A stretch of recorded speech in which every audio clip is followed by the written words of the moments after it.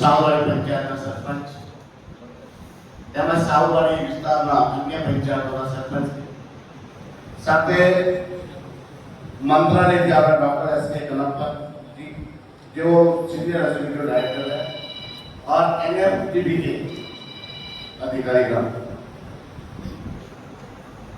આજે આ કેમ્પ શા માટે થઈ રહ્યો છે ખબર છે તમને? આજે આપણે છેલ્લા મેં જ્યારથી ચૂંટણી લડ્યો ને જીત્યો ને ત્યારથી એક વાત મેં સતત સાંભળી માછીમારોના પડા કે જે ગુજરાતમાં મળે છે એટલી બેનિફિટ આપને મળતો નથી. સતત આ વાતો મેં સાંભળી ને તમને સાચે અમારા હૃદયમાં ભગવાનની સાક્ષી એક વાત કહું.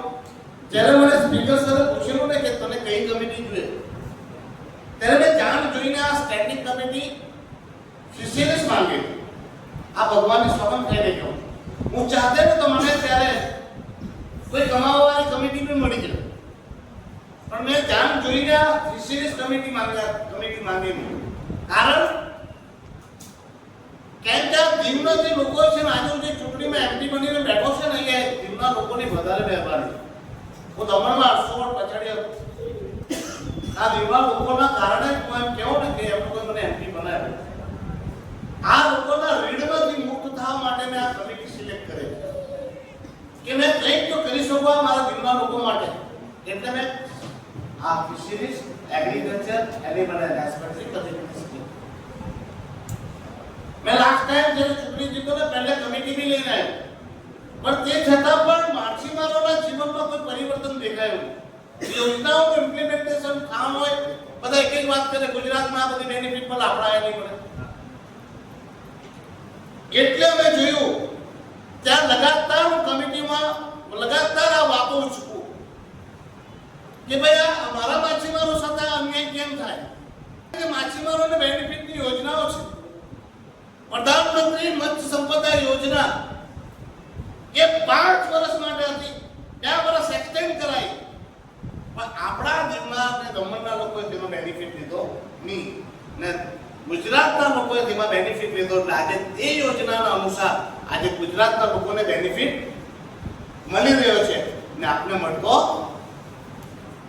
પણ તેમાં પણ હવે પ્રધાનમંત્રી મત્સ્ય સંપદા યોજના 2.0 2 થી 3 મહિનાની અંદર પાછી અપડેટ થઈને આવી રહી છે. પણ તે સાથે સાથે માછીમારોની ઘણી બધી યોજનાઓ છે. આજે તમે એક વાત બીજી કરો તો મેં જેમ કે લાસ્ટ ટાઈમ ને 51 જેટલા સવાલ મંત્રાલયમાં પૂછેલા તેના જવાબ આ બધાનો સરવાળો કરતા મેં જોયું કે ભાઈ માછીમારોને પોતાના સવાલ પોતાની યોજનાઓનું ઇમ્પ્લિમેન્ટેશન ત્યારે જ થાય જ્યારે એક એક ખાતે બધા આવી જાય. મંત્રાલયનો વ્યક્તિ બી આવ્યો હોય, નેશનલ ફિશરી ડેવલપમેન્ટના અધિકારી બી આવ્યો હોય, પ્રશાસનિક અધિકારી બી આવ્યો હોય, અને તે બાદ ઇમ્પ્લિમેન્ટેશન કરવા માટે શું જોઈએ? બેંક. બરાબર? તો બેંકનો જ્યાં સુધી આપણે સપોર્ટ નહીં મળે પછી તમે આપણે યોજનાઓ બની જાય. ચાલો આપણે ફોર્મ ભરી દીધા, ફોર્મ સેન્કશન થઈ ગયા, પ્રોજેક્ટ માન્ય થઈ ગયું, પછી બેંક પર પાસે નાટક લાવે કે આ દસ્તાવેજ લે, એમાં તો આ જોઈએ, પેલામાં તો પેલું જોઈતું હતું. તો માણસો થાકી આવીને પછી કંટાળી જઈને માણસ કે આમાં કઈ મળે નહીં ને હેરાન થાવ. એટલે મેં આ કેમ્પ શરૂ કરાવ્યા કે ત્યાં બધા જ માછીમારોના મગજમાં જે ડાઉટ હોય તે બી બેંક ક્લિયર થઈ જાય. કેવી રીતે કરવાનું, ફોર્મ કેવી રીતે ભરવાનું, કયા કયા દસ્તાવેજ જોઈએ, કેટલી યોજનામાં કેટલો બેનિફિટ છે, આ બધું જ તમને જાણકારી અહીંયા મળે. અને સાથે સાથે મેં એવો પ્રયાસ કરી રહ્યા છે કે સાંજના સમયે તમે જો તે જે તે યોજનામાં બેનિફિટ લેવા માંગતા હોય અને ફોર્મ ભરવા માંગતા હોય તો તે ફોર્મ તમે આ લોકોના માધ્યમથી, એટલે તમને નહીં સમજ પડે તો આ લોકો અહીંયાથી છોકરા આવેલા છે તે તમને ટેકનિકલ પર્સન છે તે ફોર્મ બી ભરી આપો. હમણાં હું આવ્યો તો મને ખબર પડી એવી ગૌરવને દુંડા કે અહીંયા ફોર્મ ભરવાથી લઈને આ બધી યોજનાની જાણકારી માટે કોમન સર્વિસ સેન્ટર છે.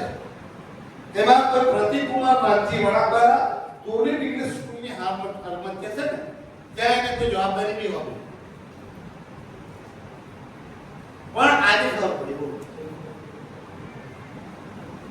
નેશનલ ફિશરીઝ ડેવલપમેન્ટ બોર્ડનું મને કાલે ખબર પડી કે તેમાં રજીસ્ટ્રેશન કરો તો 5 લાખ રૂપિયા સુધીની તમને ઇન્સ્યોરન્સ ફ્રીમાં આપે. પોતે જો રજીસ્ટ્રેશન કરો તો 100 રૂપિયાની તમને મળે. અને આ યોજનાનું બેનિફિટ માટે તે જરૂરી. તો આ બધી વસ્તુઓના માટે આ કેમ્પ છે. મેં પાછો તમને કહ્યું 2 દિવસ અહીંયા કેમ્પ લાગશે, 2 દિવસ ક્યાં લાગશે? ગોગલા. એનો મતલબ એ નથી કે તમે અહીંયા કોઈ ચૂકી જાય તો ત્યાં ગોગલા નહીં આવી ત્યાં બી આવી શકે. વણાકબારાવાળા જો ચૂકી જાય તો વણાકબારાવાળા બી અહીંયા આવી શકે.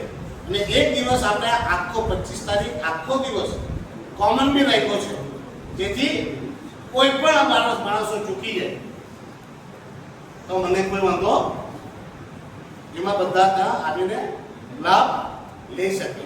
એ સાથે 3 દિવસ દમણમાં બી છે. એ દરમિયાન તમે ત્યાં બી ચૂકી જાઓ તો દમણ બી મદદ લઈ શકે.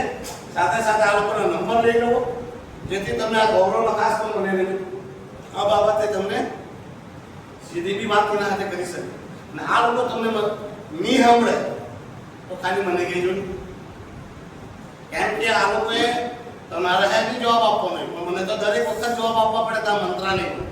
કેમ કે એ કમિટીમાં હું મેમ્બર છું, એટલે દર 3 મહિના આ લોકો મારી અમે હાજર હોય જ. સમજી ગયા? એટલે એ લોકો તમને વ્યવસ્થિત જવાબ નહીં આપે તો બી હું કહેલો છે. મારો પ્રયાસ રહે કે તમને બધાને યોજનાનો લાભ મળે. સાંભળજો, હમણાં જે આ યોજનાઓ છે તે તેના પર્સન્ટેજ ઓછા છે, પણ પ્રધાનમંત્રી મત્સ્ય સંપદા યોજનાની સબસિડી 40% થી લઈને 60% છે. ઘણી બધી યોજનાઓ જે આપણે ગુજરાતમાં ચાલુ છે કે મત્સ્ય સંપદા યોજના પ્રધાનમંત્રી મત્સ્ય સંપદા યોજનામાં કવર થઈ જશે.